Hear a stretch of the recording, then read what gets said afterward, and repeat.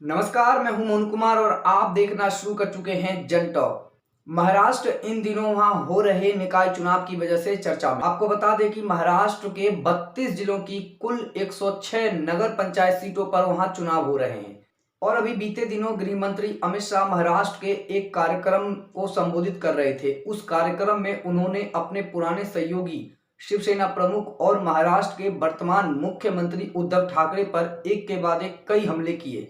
गृह मंत्री अमित शाह ने शिवसेना और उद्धव ठाकरे पर जो आरोप लगाए, उसी संबंध में हमारे सहयोगी जयेश गौड़ ने शिवसेना के एक नेता से खास बातचीत की है। अमित शाह ने पूना में एक संबोधन में अपने पुरानी सहयोगी पार्टी शिवसेना पर जमकर हमला बोला। उन्होंने कहा, हे उद्धव, तू इस्तीफा दे और दो दो हाथ कर ले। इसी चर्चा के लिए हमारे साथ मौजूद है जिला प्रमुख शिवसेना के विजय करंजकर जी।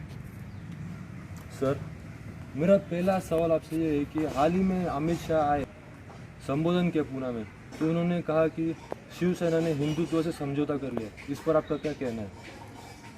शिवसेना ने कभी भी हिंदुत्व के साथ समझौता नहीं किया है। हिंदुत्ववादी संगठन शिवसेना हमेशा इस देश का एक नंबर की पार्टी रही है। आप जानते होंगे कि वंदनीय शिवसेना प्रमुख श्रीमान बाला साहब ठाकरे का उस टाइम का बयान, जब बाबरी मस्जिद का ढांचा गिराया गया, तब ये सब भाजपा वाले बोल रहे थे कि ये ढांचा हमने नहीं गिराया, हमारा कोई संबंध नहीं है। उस समय देश का अकेला आदमी हिंदू बनकर सामने आया था, वो बाल ठाकरे थे, जिन्होंने ये वक्तव्य किया था कि ये अगर मेरे शिव सैनिकों ने ये बाबरी मस्जिद अगर गिराई है तो उसका गर्व है मुझे। ये बात कहने वाला कोई भाजपा ही नहीं था, वो वंदनीय हिंदू हृदय सम्राट शिवसेना प्रमुख श्रीमान बाला साहब ठाकरे थे। तो हिंदुत्व की बात और हिंदुत्व का कोई वर्जन इन्होंने हमें सिखाने की जरूरत नहीं है। अमित शाह जी उस टाइम तो नहीं थे। अभी ये कौन सा हिंदुत्व है उनका, राम नाम जपना पराया माल अपना, ये चल रहा है देश में, तो चलो ठीक है। लेकिन हिंदुत्व की बात और हिंदुत्व से समझौता शिवसेना कभी नहीं करेगी, और हिंदुत्व की भाषा शिवसेना को किसी ने समझाने की जरूरत नहीं है। मेरा अगला सवाल आपसे ये है कि अमित शाह ने कहा, गृह मंत्री ने, कि दो पीढ़ी जिसके साथ लड़ाई कर रहे थे आज उसकी गोद में जाकर बैठ गए। हमारा कहना ये होगा कि हमने 25 साल भाजपा के साथ समझौता करके हमने हमारा खुद का नुकसान किया है। अगर हमने शिवसेना ने भाजपा के साथ समझौता न किया होता तो ये पूरे देश में शिवसेना, ये पार्टी हिंदू हृदय सम्राट शिवसेना प्रमुख, जिनके नाम पर ये पूरे देश में पार्टी उभर कर सामने आती थी, तो हमने हमारा खुद का नुकसान किया है, इनके साथ 25 साल गवाए। मेरा अगला सवाल आपसे यह है कि हाल ही में अभी अमित शाह ने कहा कि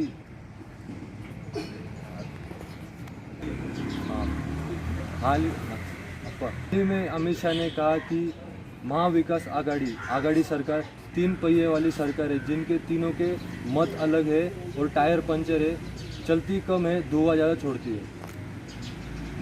मेरा सवाल ये रहेगा कि आज तक भाजपा ने कितने लोगों को साथ लेकर कितने पहिए वाली रेलगाड़ी दौड़ाई थी? ये पहले खुद में उन्होंने तलाशना चाहिए, फिर बाद में औरों के तरफ उंगली करनी चाहिए। आज तक भाजपा जो उभरी है, जिनको साथ लिया, उनका गला दबा दिया, ये पार्टी भाजपा है। देश के हर राज्य में इन्होंने किसी की उंगली पकड़कर वो सामने आए, आगे आए, और उन्हीं का गला दबाने का काम इन्होंने किया है। जैसे कि पंजाब में देखो अकाली दल है, आज उनके साथ है क्या? हरियाणा में देखो, तुम्हारे बिहार यूपी में देखो, जिनको साथ लिया था उनका गला काटने का काम इन्होंने किया है। तो महाराष्ट्र में तो मैं महाराष्ट्र की बात कहूँगा कि कभी यहाँ पर भाजपा का एक सीट भी नहीं आता था। तो शिवसेना जब से उनको साथ शिवसेना ने लिया, तब उनके सीट यहाँ चुनकर आने लगे। सर, आपने कहा कि चुनाव एक भी सीट आती नहीं थी, तो सर जब उद्धव ठाकरे जब भी कोई भाषण करते थे तो नरेंद्र मोदी जी का नाम क्यों लेते थे? और उनके रैली में जब कोई गाड़ी में यात्रा होती थी तो जब आधी चौथाई फोटो उद्धव ठाकरे साहब की लगती थी और बाजू में उससे ज़्यादा बड़ी फोटो मोदी जी की लगती थी। जब मोदी चुनाव में पहली बार वहाँ गुजरात में उतरे तो किन का फोटो लगाया था उनके साथ में, उनको जरा पूछो, वो तलाशो जरा। बाला साहब ठाकरे का फोटो लगाकर वो चुन के आए थे, और बाला साहब ठाकरे की वजह से ही मुख्यमंत्री बनकर वो कर रहे थे, नहीं तो ये तो कब के मतलब हटाए जाते थे। लेकिन बाला साहब ठाकरे ने उसमें हस्तक्षेप करके बाला साहब ठाकरे जी की वजह से ही मुख्यमंत्री बनकर वो रहे। ये बात पहली ये अमित शाह जी ने अपने आप में झांक कर देखनी चाहिए। अमित शाह ने कहा कि केंद्र सरकार में डीबीटी यानी डायरेक्ट बेनिफिट ट्रांसफर का मतलब है और महाराष्ट्र सरकार में डीबीटी का अर्थ है डीलर ब्रोकर ट्रांसफर। मैं ये बात कहूँगा कि डायरेक्ट ट्रांसफर किसको किया जा रहा है देश में, अदानी अंबानी मित्तल इनको या सर्वसामान्य जनता को? यहाँ सर्वसामान्य जनता मर रही है। उन्होंने पेट्रोल और डीजल की बात उस समय की थी, आपको याद होगा अमित शाह साहब ने। मैं ये बात कहूँगा कि 60 साल में कांग्रेस की सरकार ने 60 रुपये तक ये पेट्रोल के दाम रखे थे, 60 रुपये तक।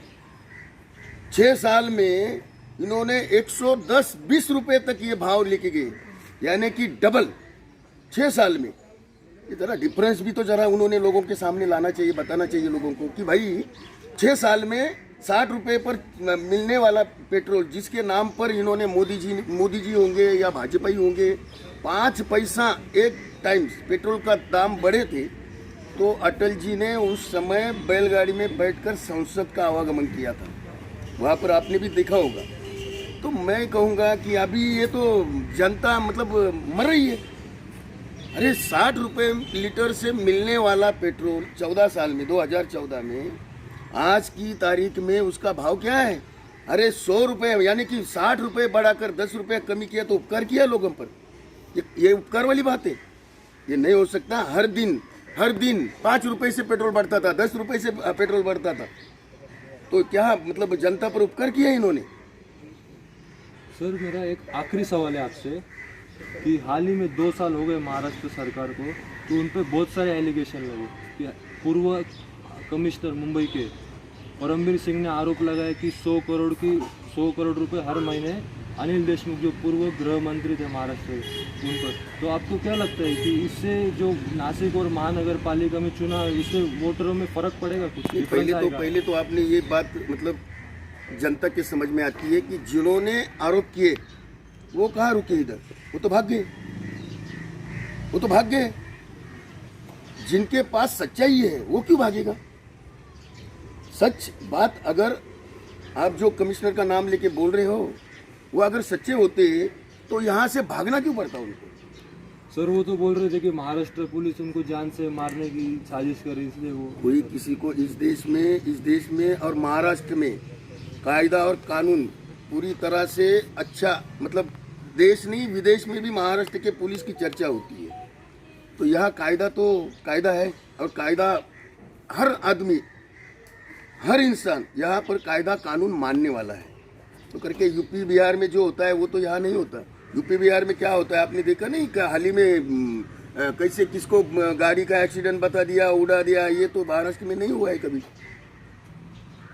और आने वाले चुनाव में जब महानगर पालिका हो, पुणे महानगर पालिका हो, नासिक हो, उस समय किस तरह मतलब हालात पैदा किए थे और सरकार प्रशासन ये किस तरह काम करती थी, इन्होंने क्या क्या किया भाजपा के लिए, ये सब हमने अपनी आंखों से देखा है।